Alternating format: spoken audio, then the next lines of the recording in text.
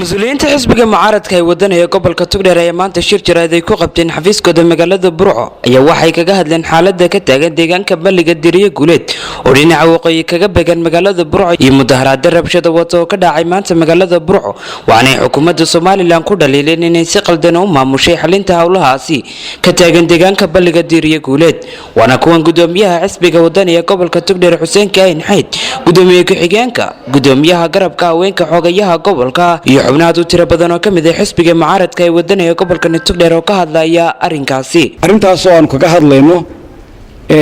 arinta ka dhacday baliga diiriye guuleed bariyahan bahawshiisa ay socotay oo maantana hawlaheedii saameysay ay magaalada ka dhacday marka ugu horeysa baliga diiriye guuleed wuxuu ku yaalaa waqooyiga magaalada ayuu dhacaa oo yaalaa halku yaalan waa la yaqaanaa marka waxa weeyaan hawshii dhacday markii hore sida qadaa sahlan u dhacday waxa dhacday in si qaldan loo maamulay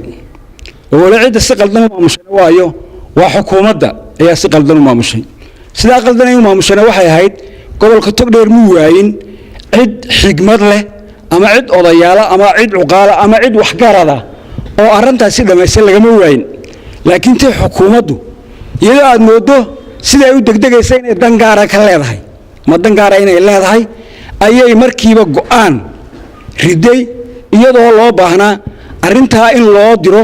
ama ay galaan odayaasha iyo uqaasha beelaha gobolka Togdheer degan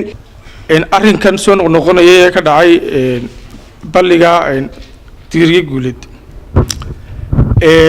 labada beelada walaalaha ay isku hayeen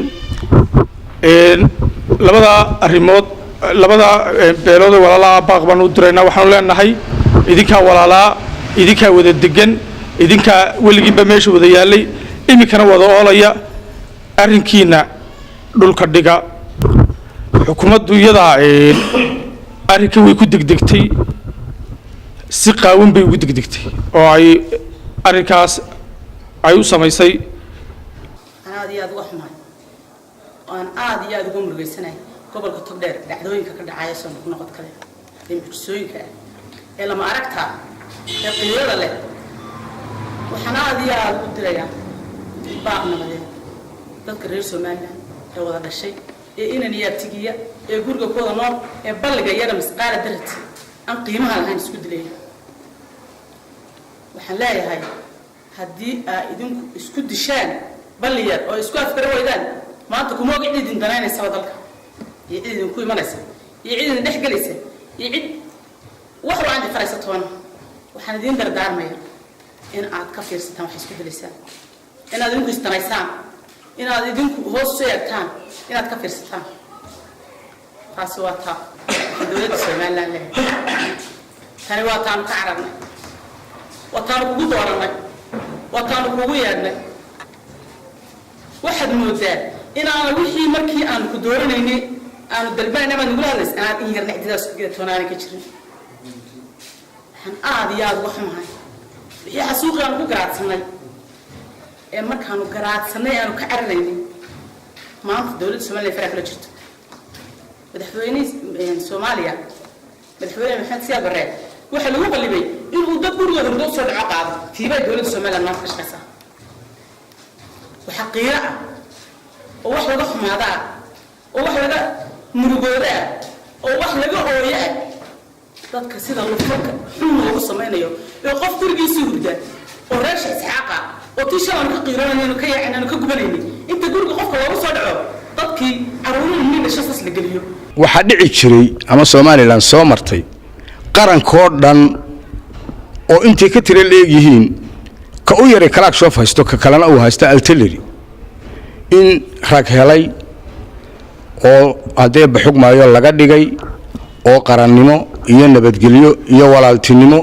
hadee baxugmaayo loo horseeday tii aynu maanta halka ka bilaabantay dawladaheenii hore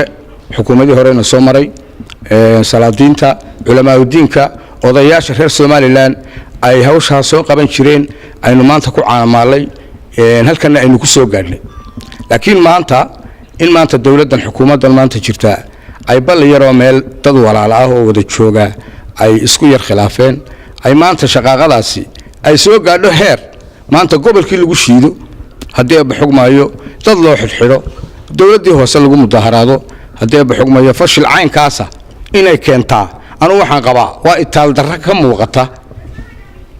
xukuumadda maanta joogta waa laba beelood oo deegaana waa laba beelood oo wada dhashay waa isu abti waa ilmaabti bini aadmiga maanta Soomaaliland jooga oo dhan iyaga isku ma kala maarmi karaan wallaahi inaydan kala maarmi karayn oo kala guuray oo qolo la marinay oo qolna aan meesha tegin ilaahay baa meesha ku wada abuurtay annagu waxaanu leenahay walaalaatiin labadayadii gamcood baa tihiin beerkayagii baa tihiin walaalayaal idinku dantiina qabsada heshiiya wada hadla maanta waad ogtiin xukuumadda Soomaaliland maanta talada haysa war wax dhacay waan ognahay cid idin qarin mayso halka ay maraysana way ka sii xumaanaysaa haddii ay xukuumadda Suudaan halkan waxaan baaq nabadeed uga soo jeedinayaa labada reer ee khilaafkeena ku dhex maray balliga Diiriye Guuleed waxaan leeyahay waxa tiin inan iyo abtigii seedigii waxyeelada meel gaadhaa meesha kalena way taabanaysaa guri walba calaacalka iyo baroortu waa gelayaa dhaqaala burburku waa gelayaa waxbaa idinka dhexeeya si kastaba haatee shirkani jiraad ay qabteen mas-uuliyiinta xisbiga mucaaradka ee wadani ayaa ka dambeeyey kadib markii uu maanta ka dhacay magaalada Burco ee xarunta gobolka Togdheer mudaharaad rabshado wata waa Khalid Bakeele shabakada caalamiga ee Ictiraaf News Burco.